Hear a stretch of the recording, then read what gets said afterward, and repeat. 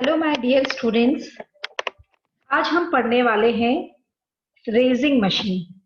Raising machine is a type of a finishing machine. ये एक type of finishing machine है जिसके द्वारा एक कपड़े पर विभिन्न प्रकार का इफेक्ट उत्पन्न किया जाता है रेजिंग मशीन के द्वारा।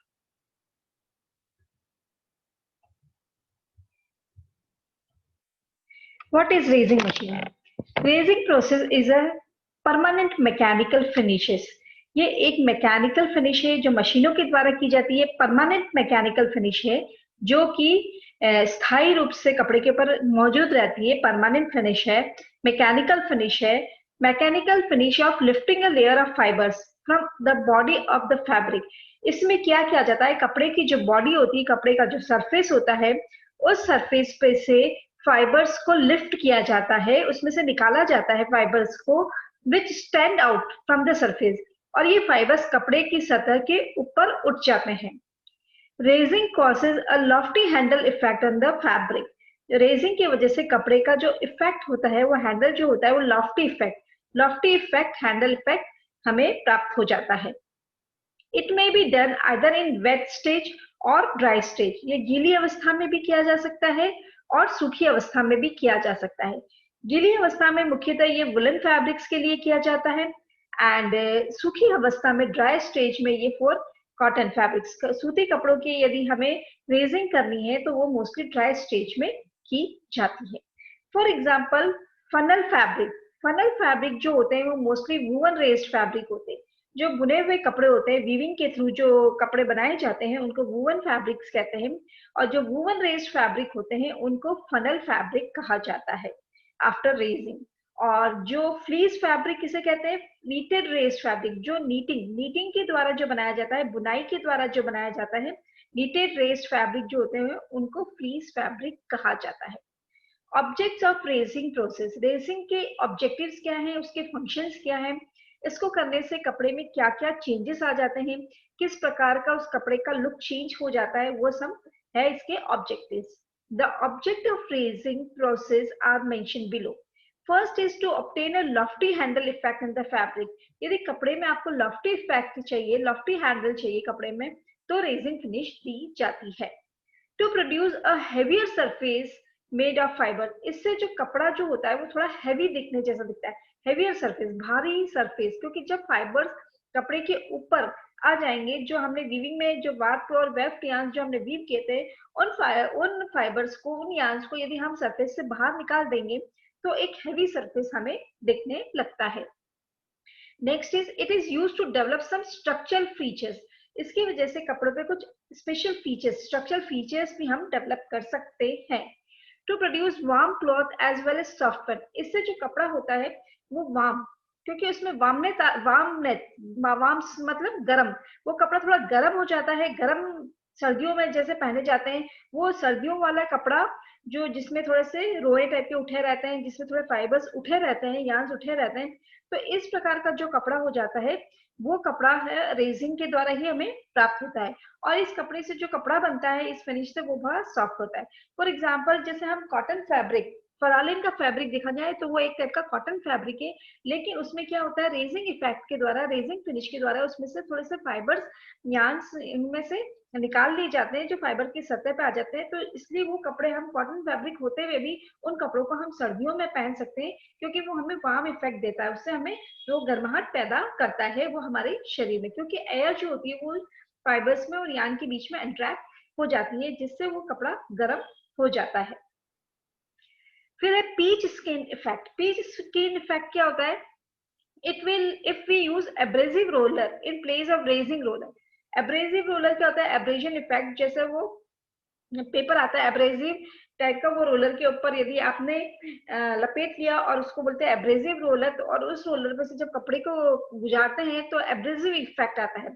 If we use abrasive roller in place of raising roller, the effect produce it is called peach skin effect. तो उस प्रकार के इफेक्ट, यदि एब्रेसिव रोलर हमने यूज किया है तो उससे जो इफेक्ट आएगा कपड़े पर, उसको बोलते हैं पीच स्किन इफेक्ट। अब types of raising machine, there are two types of raising machines, namely मुख्यतः दो तरह की रेजिंग मशीन्स होती हैं। First is teasel raising machine and second is card wire raising machine. Teasel raising machine first and the second is card wire raising machine. और card wire raising machine में भी दो टाइप की होती है, single acting raising machine and double acting raising machine. तो हम पढ़ेंगे सबसे पहले टीजल रेजिंग मशीन क्या होता है. टीजल जो होता है, teasel is obtain from a species of the plant से ऑब्टेन किया जाता है. टीजल जो होता है वो एक तरीके का प्लांट होता है, उससे हमें प्राप्त होते हैं teasels, specially cultivated for the purpose. और इसको स्पेशली इसे रेजिंग इफेक्ट प्रोड्यूस करने के लिए, कपड़े में रेजिंग फिनिश देने के लिए कपड़े में इसकी खेती मोस्टली की जाती है इस प्लांट की, ताकि उससे टीजल्स हमें प्राप्त होते हैं और टीजल से ये इस प्रकार की फिनिश हमें प्राप्त होती है. सम टीजल्स आर 2 इंचेस लॉन्ग. कुछ टीजल्स जो होते हैं, टीजल्स मतलब कांटे जैसे होते हैं, कांटे जैसा ब्रश जैसा होता है, उसका पिक्चर मैं आपको बाद में दिखाऊंगी, आगे दिखाऊंगी. सम टीजल्स आर 2 इंचेस लॉन्ग. कुछ टीजल्स जो होते हैं 2 इंच लॉन्ग होते हैं, but the average type of teasel is 1.5 से 1.75 inches in length. Length में जो होती है इनकी 1.5 से 1.75 inches होती है. King's teasels are 4 inches long. यदि king size का teasel है तो उसके जो teasels होंगे वो 4 inches long होंगे, लंबे लंबे होंगे. The teasels are prepared with steam or hot water and then set into frames. जो teasels है उनको हॉट वाटर और स्टीम के द्वारा प्रिपेयर किया जाता है, उनको सेट किया जाता है, फिर उसके बाद में उसको फ्रेम्स के ऊपर सेट इनटू फ्रेम्स और आयरन बोर्ड और फ्रेम्स के ऊपर उन टीजल्स को सेट कर दिया जाता है as tightly as possible to form 1 और 2 रोज. और इस प्रकार के 1 और 2 रोज बना दी जाती है. The boards are placed on the drums. और फिर जो ये बोर्ड्स बन जाते हैं जिन पर टीजल्स लगा दिए जाते हैं और टाइटली प्लेस कर दिए जाते हैं इन बोर्ड्स के ऊपर, और फिर इन बोर्ड्स को रोलर्स के ऊपर सेट कर दिया जाता है. The boards are placed on the drum which rotates and the fabric is brought into the careful contact with the teasel filled boards. अब इन रोलर्स जो ड्रम्स है या जो रोलर्स है उनके ऊपर इन टीजल्स के बोर्ड्स को सेट कर दिया जाता है और उसके ऊपर से कपड़े को बड़े केयरफुली उस पे से गुजारा जाता है. Raising must be take place very carefully. उसको बहुत ही ध्यानपूर्वक और केयरफुली और ग्रेजुअली करना चाहिए. And the fibres should be untangled. Fibres आपस में उलझे नहीं, शुड बी अनटेंगल्ड रहे and lifted instead of being torn. और मतलब ऊपर निकल जाए वो फाइबर जो हम निकालना चाह रहे हैं, जो रेस करना चाह रहे हैं, वो ऊपर निकल जाए, आपस में उलझे नहीं और उससे कपड़ा वपड़ा फटे नहीं और टूटे नहीं. तो ये तो है टीजल रेजिंग मशीन. टीजल रेजिंग मशीन का एक डायग्राम मैं आपको दिखा देती हूँ. ये टीजल रेजिंग मशीन है. ये जो मशीन है इसकी जो ये बार्स के ऊपर ये लगा रखे हैं, टीजल्स लगा रखे हैं. ये इस तरीके का प्लांट से हमें प्राप्त होता है. एक प्लांट होता है जिससे ये टीजल्स प्राप्त होते हैं, ब्रश के जैसा होता है जिसमें थॉर्न्स कांटे निकले हुए रहते हैं. और इनको है ना एक किसी वुडन बार्स या लोहे के बार्स के ऊपर टाइटली फिक्स कर दिया जाता है. और फिक्स करने के बाद एक रोलर होता है जो मशीन में ड्रम या रोलर होते हैं, उसके ऊपर इसको लपेट दिया जाता है. इन रोलर्स के बार्स को या पट्टियों को इसके रोलर्स के ड्रम के ऊपर लपेट दिया जाता है. ये एक इसका फ्लो डायग्राम बना रखा है मैंने टीजल का. इसमें से ये कपड़ा जो है यहाँ से जा रहा है, ये गाइड रोलर्स की सहायता से होते हुए. ये जो ड्रम है, ये रोलर है. मेन जो नंबर 1 दे रखा है वो लार्ज ड्रम है. सेकंड जो है वो बार्स है जिसके ऊपर टीजल्स लगाए हुए, थ्रोनी बिस्टर्स, जो कांटे वाले जो टीजल्स है वो लगाए हुए हैं. ये जो 3 नंबर जो दिखा रखा है इसमें, ये 3 नंबर ये कांटे वाले बिस्टल्स लगा रखे हैं, इनके पूरे रोलर्स के ऊपर लगा रखे हैं. जब कपड़ा इसके ऊपर से गुजरता है तो कपड़े के ऊपर अंदर जो फाइबर्स होते हैं, ये यार्न्स होते हैं, बार पर बैठते हैं, वो इन कांटों से उलझ के इनमें से कपड़ों में से उनको रेस कर देते हैं, फाइबर्स को रेस कर देते हैं, जिससे कपड़े पे थोड़ा वेलवेटी इफेक्ट आ जाता है और कपड़े पे थोड़ा सा लॉफ्टी इफेक्ट हमें प्रोड्यूस हो जाता है. तो इस तरीके से ये पूरा प्रोसेस इस मशीन का एक फ्लो चार्ट डायग्राम के द्वारा दिखाया गया है. मैं और आपको टीजल मशीन के बारे में थोड़ा सा डिस्क्राइब कर देती हूँ.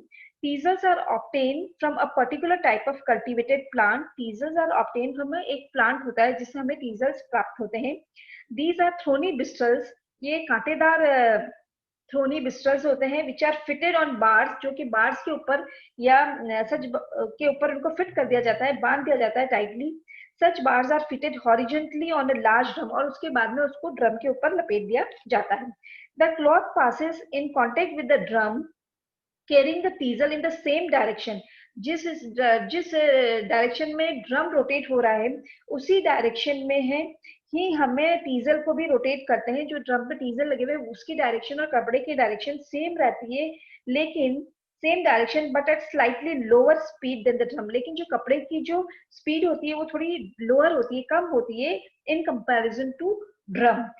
With the result of that the fibres are raised up. और इसकी वजह से क्या होता है, जब ड्रम की कंपैरिजन में कपड़े की स्पीड थोड़ी कम होती है तो ड्रम के ऊपर जो थोनी ब्रिस्टल्स लगे हुए हैं, कांटे लगे हुए हैं, उससे क्या होते हैं, जब कपड़ा उसके संपर्क में आएगा तो वो उसमें से जो फाइबर्स या यार्न्स होते हैं उनको रेस कर लेगा। With the result of the that the fibres are raised up. इससे क्या होता है, फाइबर रेज हो जाते हैं। It is better to moist slightly the fabric to ensure raising. यदि आपको इसमें ये थोड़ा सा ठीक रहता है कि यदि इसको आप थोड़ा सा मॉइस्ट कर दे फैब्रिक को, it is better to moist slightly the fabric to ensure raising as dry raising has defect of tearing the fibres. क्या होता है, ड्राई रेजिंग करते हैं तो कभी कभी उसका फटने का, कपड़े के फटने का डर रहता है, तो थोड़ा सा स्लाइटली उसको आप मॉइस्ट कर सकते हैं, थोड़ा सा गीला कर सकते हैं, जिससे उसमें रेजिंग आसानी से हो जाए। In this process the cover और pile is raised in one direction only. ऐसे जब हम टीजल रेजिंग कर रहे हैं तो जो रेजिंग जो होगी वो जो रेज से जो पाइल्स निकलेंगे, कवर और pile is raised in one direction, वो एक ही डायरेक्शन में होंगे। Machines are also available with two cylinders. इसमें एक सिलेंडर का हमने पिक्चर दिखाया गया है, लेकिन ये 2 सिलेंडर्स वाली भी हो सकती है। The number of runs depend on the nature of material and the effect required. कितनी बार उस कपड़े को उस रोलर्स के ऊपर से रन करना है, ये डिपेंड करेगा कि आपको कैसा इफेक्ट कपड़े पे प्रोड्यूस करना है, और आपका मटेरियल कैसा है, नेचर ऑफ द मटेरियल कैसा है, आपको कैसा इफेक्ट प्रोड्यूस करना है, किस टाइप की रेजिंग चाहिए, किस टाइप के नैप्स आपको कपड़े में लाने हैं। तो ये तो था टीजल रेजिंग मशीन। Thank you.